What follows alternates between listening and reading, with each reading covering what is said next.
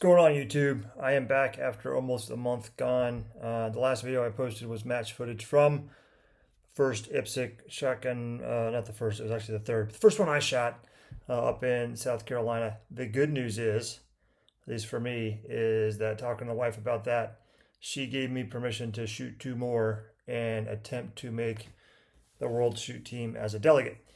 I'm obviously not going to make one of the top four positions. There are some really great shooters that do this full time or near full time. They're going to get those four spots.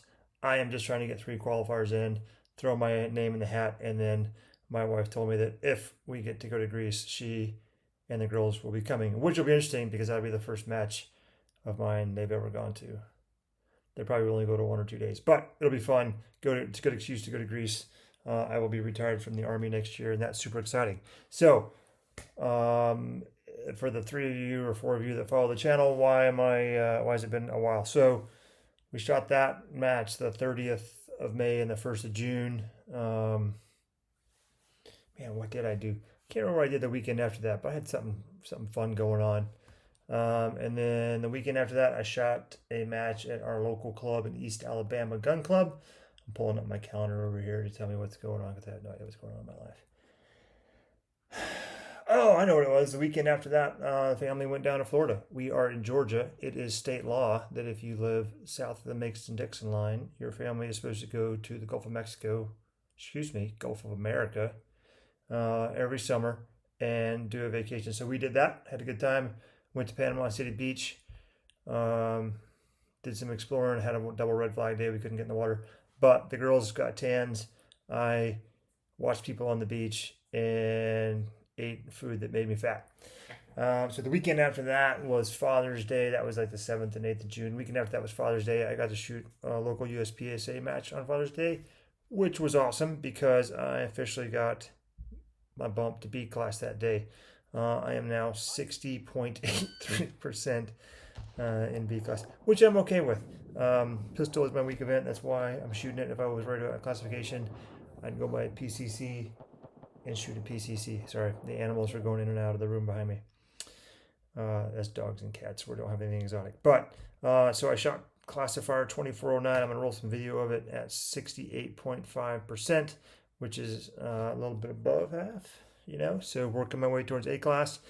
The other five classifiers, I have a 61, 260s, a 57, and a 56 are the ones USPSA are using. I don't know exactly how it's working, but I did feel much more confident in that run. But for the student of video, you see why I'm still a B class, and that's what we're going to talk about today: is why do I suck? Let's see. So then after Father's Day, actually that whole weekend, I was working on. I teleworked the next 3 days before Juneteenth, and I made my wife some bookcases. That's what she wanted. She wanted some built-ins for our living room, so I made those. Put a picture of those up. Got an offset TV thing. It's kind of weird, but it's what she likes. It's what she wants. It's actually what I'm going to do after I make this video is go sand them and put the final coat of paint on them so she can start putting her mini books on them next weekend, maybe. I don't know. What else? Okay, and then last weekend I shot, that weekend after Juneteenth, my sister and her family came to town. So was busy, didn't do a whole lot of shooting, didn't do any shooting. Was doing that. This last weekend, shot PCSL 2 gun. Also in my life, because I'm retired from the Army, I restarted a master's degree program I had on hold for a couple years. So that requires like 4 to 8 hours a week of my time, which would be time I would spend talking to myself in the computer, which would later get posted to YouTube like this. But that's what I've been up to. That's why I've been late. I will do better. I actually forgot to do an assignment the first week because I thought I was in college. I forgot I was in college. But I'm back. I got it figured out now, mentally straight. Good stuff going on at work with the retirement. I think I'm going to make a separate video on retirement for not the shooting community, just kind of out there. It's a frustrating process. Makes you want to throw things out windows. Mostly people. All right, so why am I still a B class? So the first video here I'm going to pull up is my first. Sorry, I got to get it on my computer, and then I go back and splice it in iMovie later. First stage of the day from this weekend. So this weekend shot PCSL 2 gun. This was a frustrating stage for me. I'm at the point now where I can look at the stage and I can say, hey, this is a 50-second stage, 50 to 60-second stage to be competitive, right? So the guy that won this stage shot this stage in 45 seconds. I shot it in 80. Not good. Largely because of the number one reason I'm still a B class shooter, which is I over confirm my targets. So this was a simple down and back, down with rifle, come back with pistol. But as I roll through this here, on the beep, you run through, you shoot this little guy there, almost a full second, getting what should have been a moving target, and then again another full second. From there, you had 5 long-range targets. They were like 100 to 200 yards. Try to shoot them offhand. They were kind of in some tall grass, and offhand is a weakness of mine with the rifle. In the Army, you always get behind covers. You always have something to brace your rifle off of. Just shooting full-size dipstick offhand at 200 yards is not a skill I've practiced over the years. But eventually got through that. Of course, that cost me some time. There were too many makeups. It's kind of my fault. I didn't put my long range ammo in. I just ran my burner ammo because I was like, they're big targets. Should have put some long range ammo in that mag. All right, come around the corner. I gotta shoot this guy in the barrel. That again too long, and then these should have been 2 real quick targets here, and they weren't. All right, and then I transitioned to pistol, and the shit show continued. Oh, that was, mag fell out of the gun on the movement. I got a different video coming about that. But bottom line is you can just see I'm over confirming and then missing steel. The only thing worse than over confirming is over confirming and then missing and having to over confirm again. Pretty good engagement here, moving backwards, just gun up on the move, 2 shots, couple pretty quick shots there, and then a really small steel over there in the woods. That one you kind of had to slow down. It was like a mini, like an A zone, about 25 yards with the pistol. So it was a tough shot. But so that was the first stage of the day. I'm going to pull up here. Is the last stage of the day. The last stage of the day was a jungle run type thing. Not very jungly. It's Georgia. Everything's jungly. But this stage, I decided, you know what? I'd had 2 mags fall out of the gun. I wasn't shooting great. I said, I'm just going to run and shoot. And I'm not going to care about making 2 good shots. I'm just going to dump. The mindset I went to is I'm going to put bullets in the target until I think I have 2 A's, or like a red and a yellow, as Steve Anderson calls it, right? There's a red and a yellow. So we hit play on this. Kind of messed up the beginning here. It was an option. Do I take the long range from there or move forward and take him 50 yards closer? I took him from here. I should have been 2 and done. The right side target, it was a half exposure to a tree. I forgot to turn down the zoom on my scope, so I shot those first 2 way too zoomed up. But as you can see here, I'm shooting much more aggressive with the rifle. Slowed down a little bit on that one. And then as I turn to these 3, I just blast away. And that is the way it feels good. Go to pistol, same thing. Put a dot on brown and pull the trigger. Let your eye naturally take it to the middle. That's one problem I have with IPSC targets is you have to aim at the neck. And again, I can be pretty accurate here. I wasted 2 shots there. But I guess 8 steel and 10 shots, I will take that. So that was my last stage of the day, and I think closer to the way I need to be shooting to continue to progress and shoot better. But yeah, over confirming. Ben and his guys have talked about it on their podcast. I'm forgetting his little autistic buddies. I don't know if he's autistic. He says he's autistic. Joel Park. They talk about over confirming. My guys on their perf, they did a law enforcement specific. Largely it would carry over to the military. And the so what with that is, at least in the Army qual, you're shooting, mid range to long range distance, depending on what you're shooting, with often a red dot or an ACOG, which is, the ACOG's fine, it's 4 power. But you're shooting a 2 to 4 minute rifle out to 300 yards, 300 meters. So basically we're taught put it in the middle and shoot, right? And there's tactical reasons to go that I'm not going to go into on here. This is competition focused, but yeah. Over confirmation. That is hard to train for. I have not figured out how to train that in dry fire yet. The only thing I can figure out how to do is to go to the range and let it rip in speed mode, which Joey Sauerland advises against. He says never shoot live rounds in speed mode. But that's the only thing I know how to do is go shoot live rounds in speed mode and then realize that, hey, what felt like speed mode is actually getting good hits and can build some confidence. Do I have a video? I went to range to zero my shotgun, and I tried to do some pistol shooting. I'm kind of looking at my videos over here, which is probably really bad YouTube. I can cut this out if I want to. But yeah, I've got one video here of me just doing a draw on 3 targets and going 2-2-2. I started out thinking I was shooting it at match mode, if you will. And I was shooting it in about, with the draw in 6 rounds, I was shooting it in about 3 seconds. And then I said, you know what, I'm just going to let it rip and let's see where they land.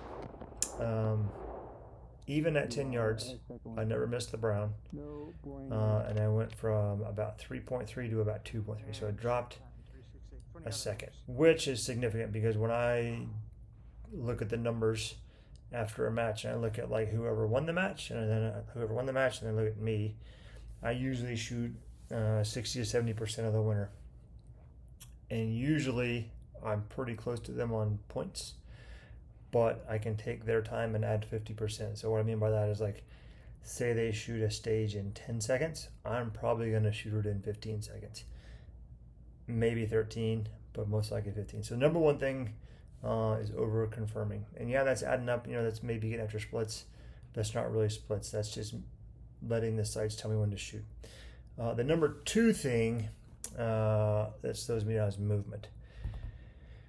I'm only going to run so fast. I was talking to a guy I shoot with here locally. He's another 3 gunner he's better than me, even though he's 5 years older than me. But I'm in my mid-40s. I've got a lot of injuries as I'm going through this VA retirement process. I was a marathon runner back in the day. When I did play baseball as a kid, I was not the guy they were giving the steal sign to. All right. I was not legging singles into doubles. I was never fast, right? I was never a sprinter. I was never fast off the blocks. So that's something I've really just started doing, especially now that I'm retiring and I can work out how I want to work out. I downloaded some really fun agility drills. They're not fun from the internet. And so I have an agility day built into my workout now. I really only have one distance run a week where I run 3 to 4.5 miles, somewhere between there. And that's just a cardio day for me. And then I do hill sprints.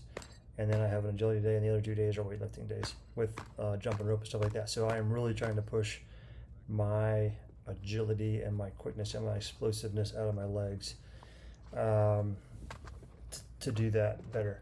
I had written notes down, and I had that was number 2. Number 1 was that. Number 2 was movement. I don't know if I can. Let's see if I have a video for movement where I can show me moving a third person. Probably something from the shotgun shoot was up while I was talking about that. The bottom line is I'm just not an explosive mover. Number 3 here, I have gun malfunctions. And part of that is guns and equipment malfunctions. So I had a video about, or I'm going to be posting a video about holster issues. 4 stages. 3 of them were start with rifle. 1 started with pistol. The first 2 stages I had my 3-gun holster in, and I just haven't run hard with that holster yet. And both stages, the pistol bounced around the holster and the mag fell out. So I pulled it up. I pulled it up to an empty, or 1 round in the gun, and then had to do a standing reload. Not good, not fast. 2-3 seconds right there on a 30-second stage. That's 10% additional time. So I've had other gun malfunctions. Had some earlier videos about the MPA and having to reduce stoppages. Good news is those are done.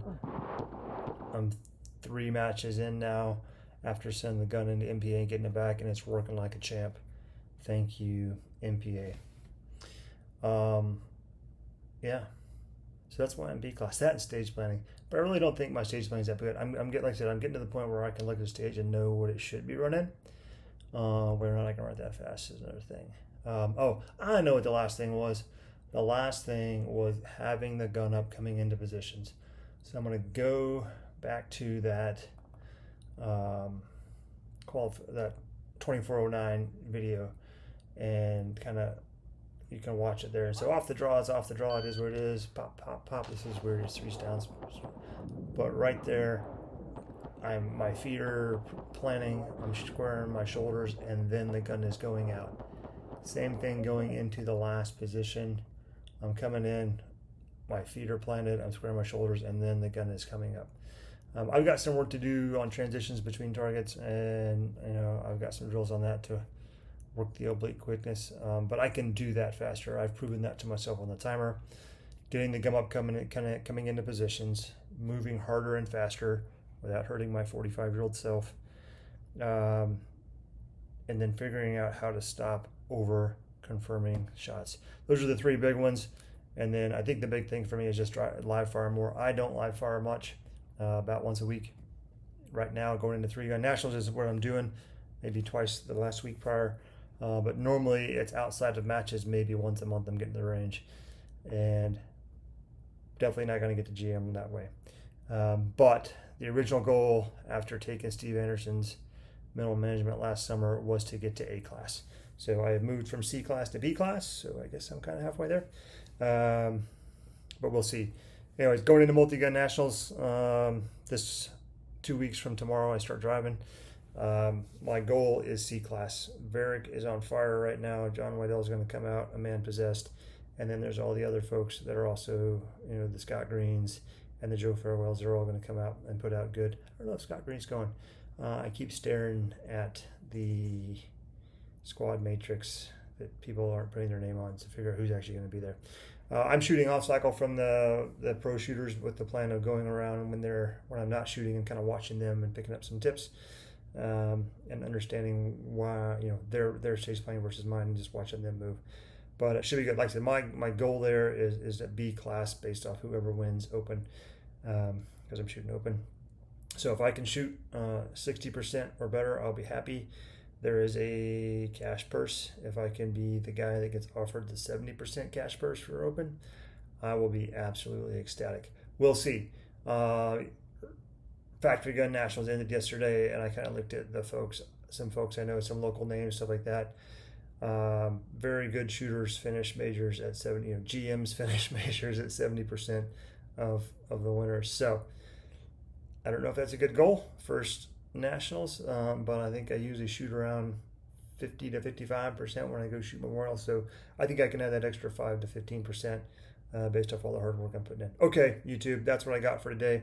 I have some video editing to do and some homework to stay ahead of the stuff. I'm going to get back on this. I'm going to make more videos. We'll talk to you there. Bye.